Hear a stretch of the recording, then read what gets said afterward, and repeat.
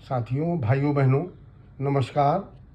अभी कुछ दिन पहले मैंने सामाजिक सरोकारों को लेकर आप लोगों से बात की थी और कुछ बिंदुओं पर जो वर्तमान में बहुत ज़रूरी हैं उन पर चर्चा की थी, जिसमें एक था कि जो जनगणना हो रही है उसमें हम अपनी जात का उल्लेख अवश्य करें, एक नाम लिखें, ताकि पूरे देश में हमारे समाज की संख्या कितनी है इसका आकलन हो सके और सारे राजनीतिक दलों को हमारी संख्या का बोध हो, ज्ञान हो और इस पर अध्ययन भी हो, चर्चा भी हो। दूसरा हमने कहा था कि तमाम समाजों का मैंने जिक्र किया था कि आज वो संगठित हैं और उनका सबका एक एक कैबिनेट मंत्री है। उनके सामाजिक सरोकारों को लेकर जो बातें हैं उनके लोग उनके पास जाते हैं, उनकी समस्या का निदान होता है।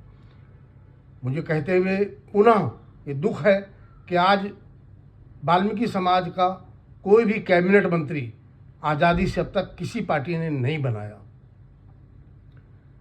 दूसरा, मैंने 1996 तक के बातें पृष्ठभूमि पुरानी बताई थी। उसके बाद 1997 में भारत सरकार में राष्ट्रीय सफाई कर्मचारी आयोग में मैं सदस्य बना और मैंने तूफानी दौरा जो किया इसकी चर्चा पूरे प्रदेश और देश में है। मैंने कभी ये नहीं कहा कि मैंने जो कर दिया कोई नहीं कर पाएगा।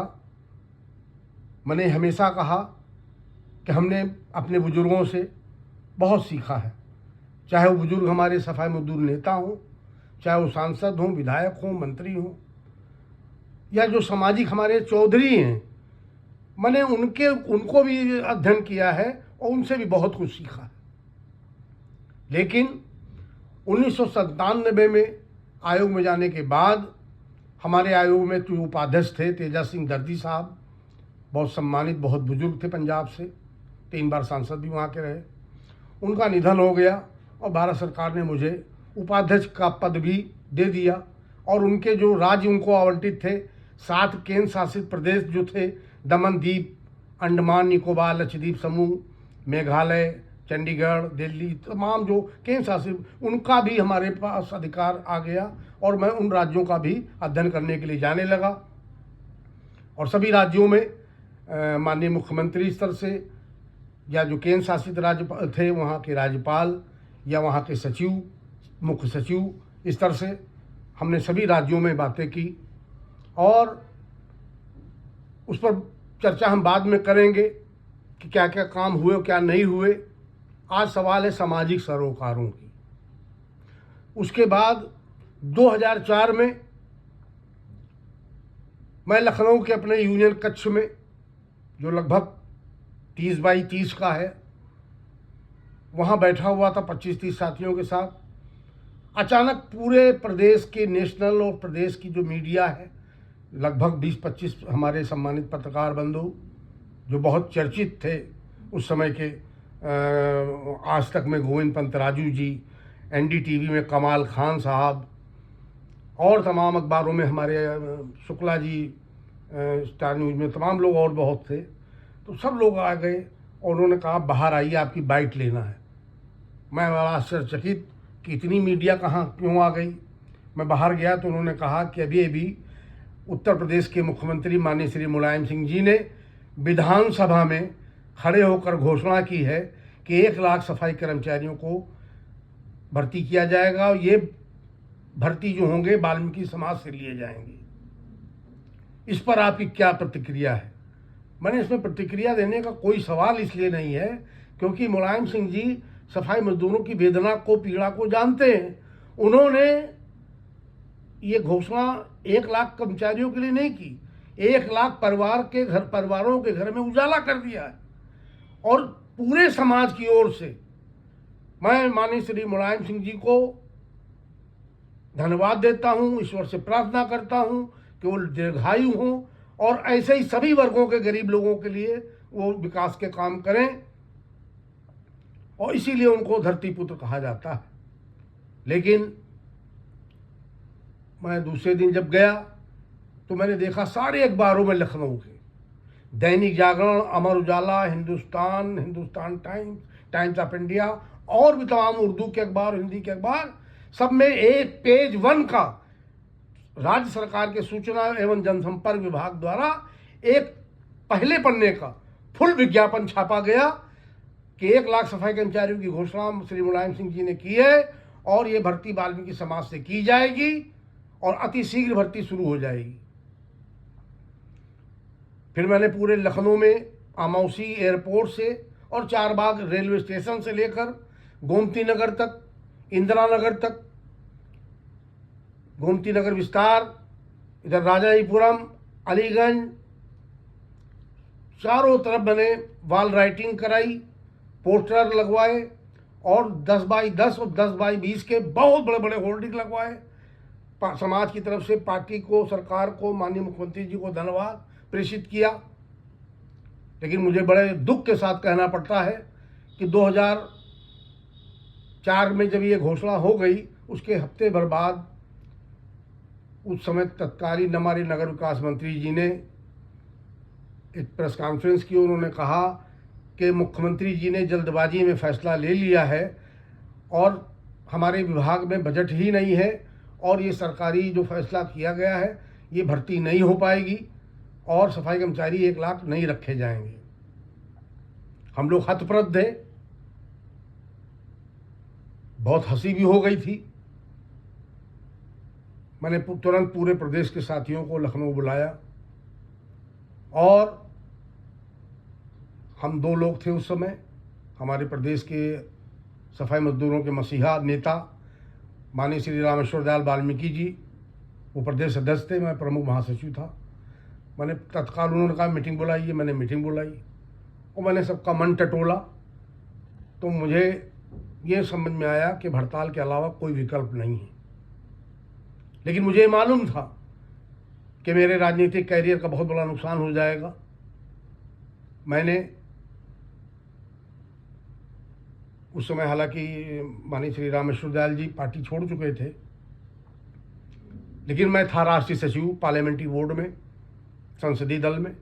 लेकिन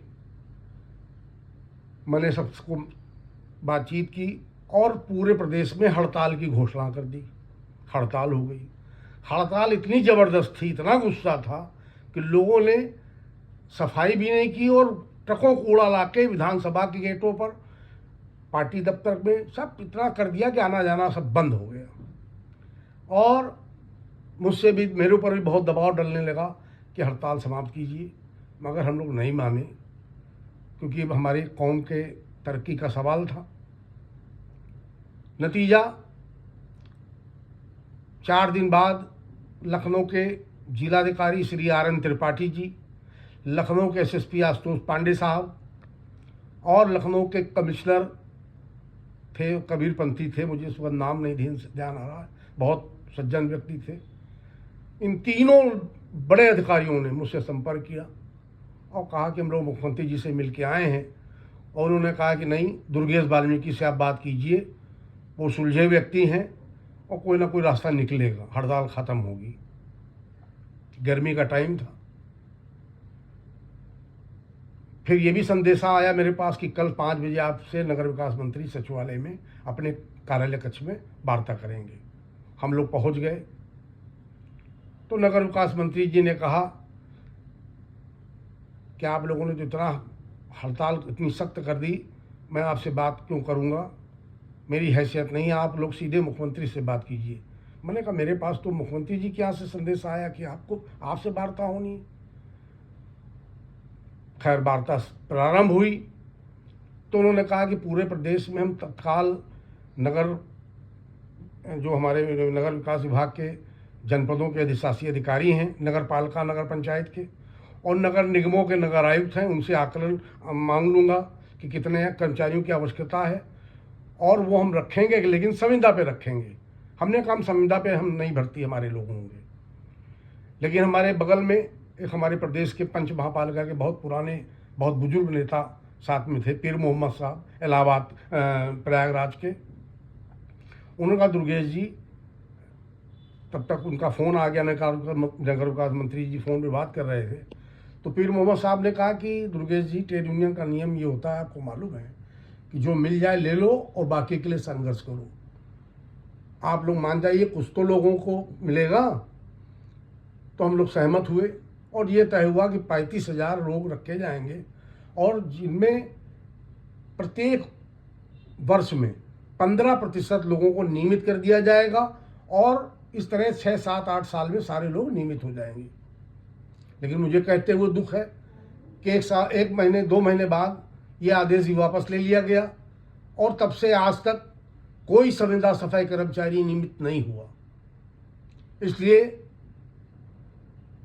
हमारी ये भी मांग है और ये चाहते हैं कि संविदा कर्मचारियों को नियमित किया जाए और जो आउटसोर्सिंग में भर्ती कर ली इन्होंने, इसमें इन लोगों को भी इतना वेतन कम से कम दिया जाए कि अपने परिवार का तो पालन पोषण कर लें, अपने बच्चों को अच्छी शिक्षा तो दे दें। 5 और 7 हज़ार में इनका जीवन चल पाएगा, परिवार पढ़ पाएगा। तो इन सवालों पर मुझे आपसे बात करनी थी। इसके बाद भी बहुत से अभी विषय हैं जिन पे मुझे बात करनी है। मैं सारे विषयों में बात करके रणनीति का खुलासा भी करूंगा। आप सबसे ये प्रार्थना है कि इस बात को, इस आवाज़ को बहुत तेज़ी से उठाएं कि आउटसोर्सिंग और संविदा को, जितने लोग काम कर रहे हैं इसमें, इन सबको नियमित किया जाए।